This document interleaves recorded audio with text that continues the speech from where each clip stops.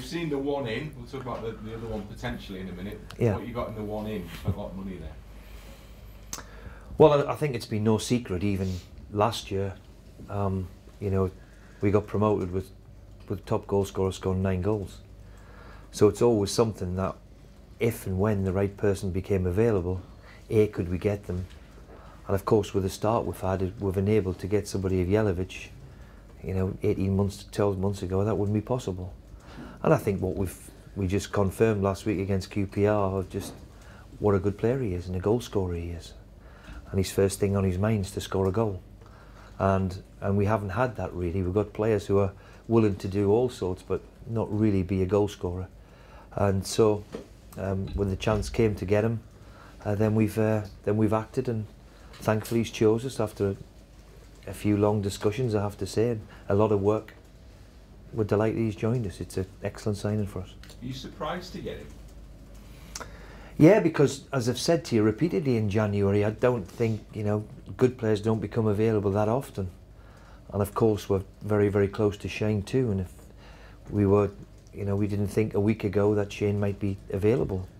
All of a sudden, as I've said, things change, new manager comes in at West Brom, that might have something to do with it, I'm not too quite sure, but both of them became available, and to act in the way we've done, I think it shows a little bit of intent of where we want to get to, and also gives us, for the next part of the season, 2 really, really proven strikers at this level. So how close are you with Shane and Steve?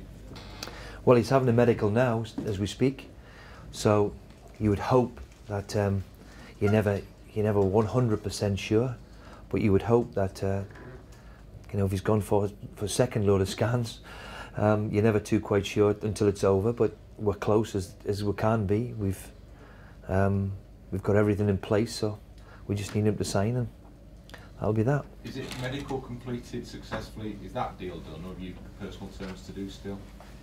Well, we've had the discussions on personal terms are ongoing as we speak at this moment, and the medical's part of, obviously, we need to make sure that he's okay. So it goes hand in hand. They're going on and on, but we think we're close in that department too. So hopefully his medical will be all right. Hopefully personal terms will be agreed, and hopefully we've got something either to say to you tonight or tomorrow morning. Total outlay is quite significant, isn't it? Particularly for Hull City. Yeah, I mean it's a colossal sum of money. I mean it's for us. I mean I'm not too quite sure of who is they're both very, very similar in deals of the actual initial outlay, and there's a bit of add-ons as normally. But as I've said, they're 2 fantastic signings, and it's not often you can do a bit of business like that in January. And of course, what it does do is gives us a wonderful chance in the second half of the season to cement to where we want to be. And I think we've done our absolute utmost to make sure we want to stay here and be here in the Premier League. Now, obviously, it's a great news story for the club, but it comes in the week when once again you've had the other headlines, haven't you? Well, I think I've said enough on that respect. You know, I think I've sat here, and unfortunately we've talked about it's for me disappointing in the week where we should be all hailing the chairman and the work he's done. But you know, we're talking about something for me which, you know, hopefully it'll go away. I don't think it will for the time being, but hopefully it'll go away, because I think for all these doubters who doubt him, I think this week has proved what the actual club means to him and where he wants the club to be. And he doesn't have to really make any more statements than what he's just done for the real supporter who might back him. And as I said, I think I've spoke enough about the situation. You know what my feelings are on it. That hasn't changed. The most important thing for me is the 2 players we're bringing in to wear the shirt, who will significantly add to the squad and make us better and bigger, and hopefully keep in this division for the next few years to come at least. And when I spoke to him earlier in the week, he said he would spend money up to the last minute. Well, there's 14 million potentially yes. here, isn't there? Yes. I mean, well, one thing for certain, I'm not going to ask him for any more. So he's, I don't think he needs to prove to anybody at all who live here of exactly what he's done in 3 years since he's come to the club. We've got no right to question him. So in the responsibility of what he has of actually running the club the way he sees fit, and he sees fit that a name change will will make the club better. That's his opinion. And surely he's entitled to his opinion when he's invested so much of his personal fortune into making the club better the way it is. Last one. Safety now, at least. Well, we've done our best to stay there, and we're in a far better position than we were a week ago, because we've brought a bit of quality, and we've seen Shane Long and Jelavic perform week in and week out at this level. So we've done our bit, and let's hope that we're celebrating and staying in the division, which is always going to be paramount.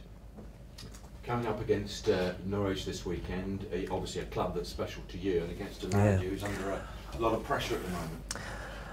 Well, we're all under pressure. We're all under pressure as managers, and it's Chris's turn now. It's his turn this week, you know, and he's a good man, a good football man. And yes, you're right, Norwich. It's quite remarkable. I was just thinking of me on the way down in the car, thinking it's 30 years ago since I signed for Norwich. It's quite remarkable.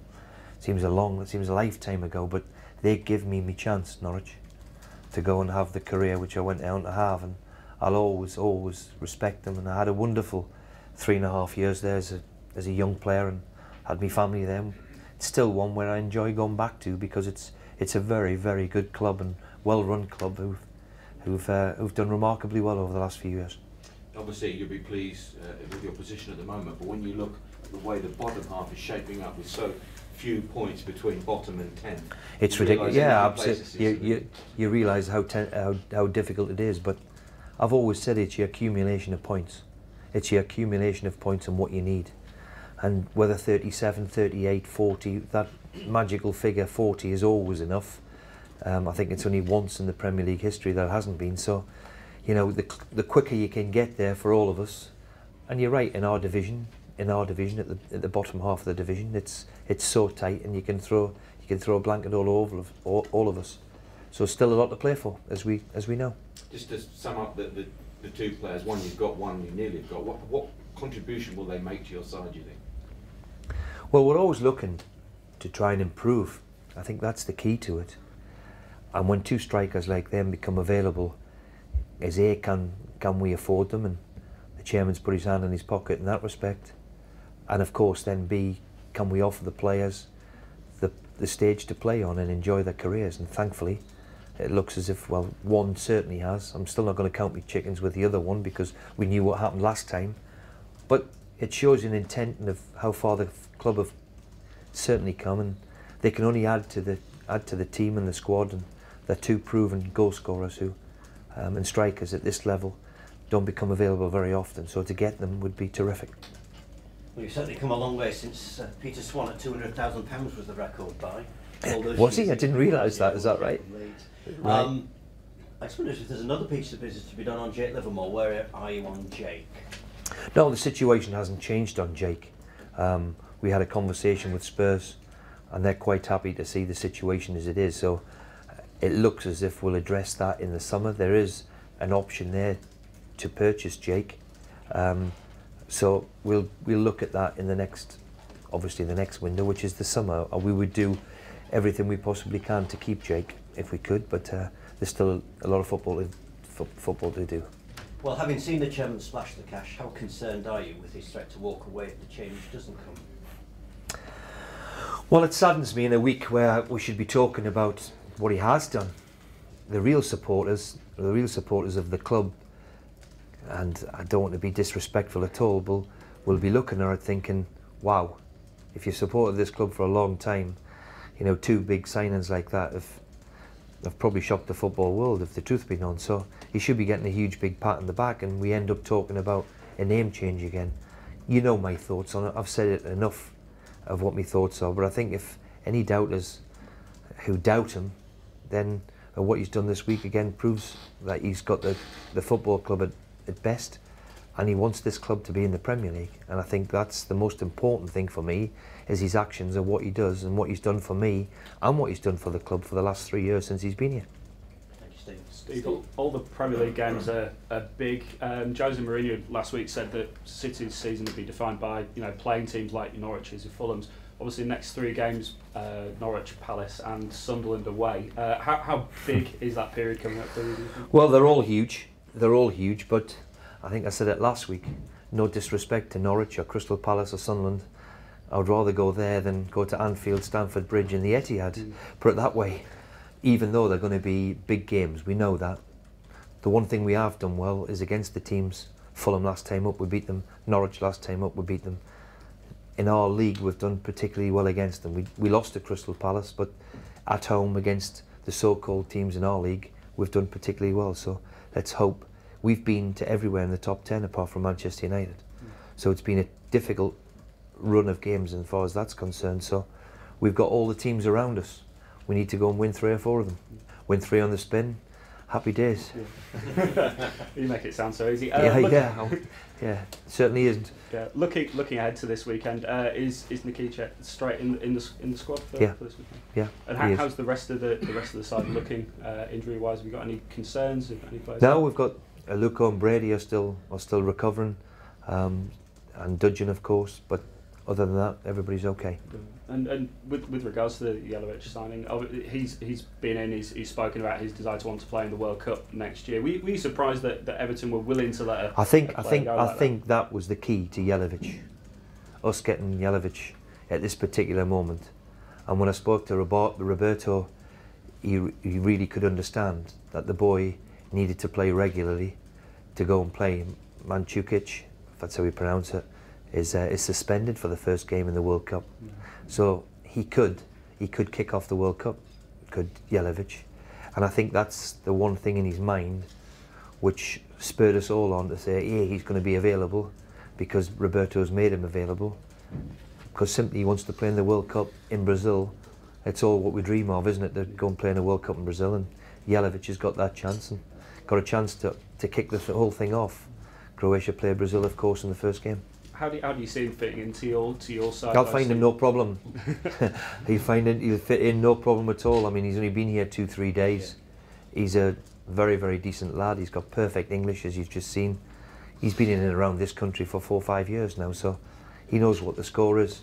Had a wonderful career at in Rangers in particular, and then Everton, of course. And he'll be a great signing for us. I'm convinced of that. Yeah, and with his signing and the potential signing of Shane as well, does that mean, players like Nick Proschwitz and Danny Graham, are you looking to maybe? Well, Danny was a loan signing, and that was and Nick has been, it's been a frustration and disappointing side. So, Cameron Stewart's gone out, Aaron McLean's gone out yesterday. So of course, in football the squad evolves, and we look at all of those situations. I'm delighted with the squad we've got together. Of course, I'm still going to have some of them knocking on the door, because if you're a footballer, you want to play on a Saturday, and that's never going to change if you've got something about you. So, but I think they realise in football now we need a squad of players. You need a squad of players to succeed at this level. So we've done our utmost to try and add to the squad, and the 2 signings have been terrific. But with regards to Danny, is that the sort of, is cutting his loan move short? No, not necessarily. No, not necessarily. It's never really. I've never really thought about it, to be honest. So we'll just see what happens over the next couple of weeks. I'm sure Danny might knock the door if he's not playing, but then again, there's 5 or 6 of them do that every week. Yeah.